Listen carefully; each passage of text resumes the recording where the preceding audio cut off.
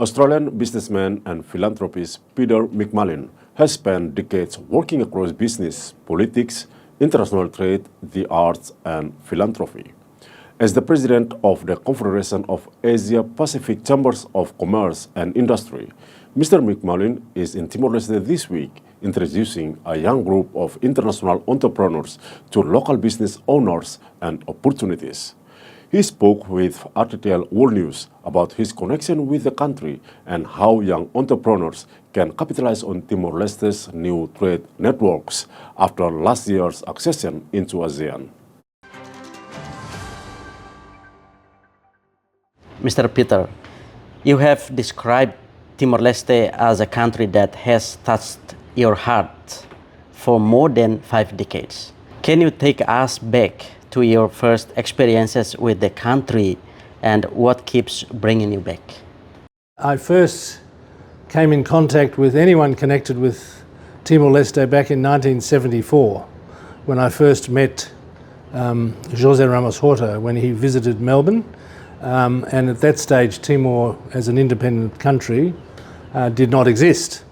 And so we were immediately drawn, a number of me and my friends in Melbourne, to support the idea of independence for Timor-Leste.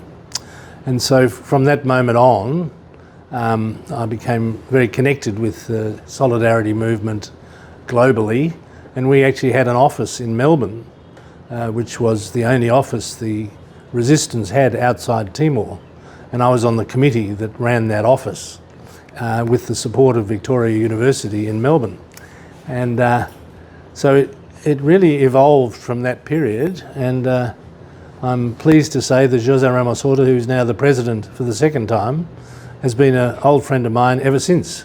But what keeps me coming back is the resilience and the delight of Timor people. And I think the world needs to understand more about what this country has actually endured to actually achieve its independence and to actually thrive in an environment which would have defeated a number of other less resilient countries. Can you tell us about the young entrepreneurs groups you are working with in Delhi this week and what you hope they will take away from this visit?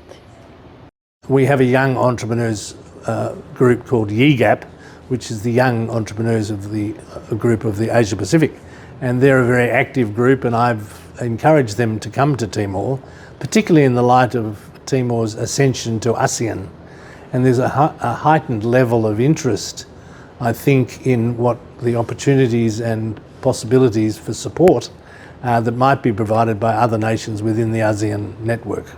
I've brought a delegation here, and there's a young entrepreneurs group here called UNJET, and they've been our hosts for the last week.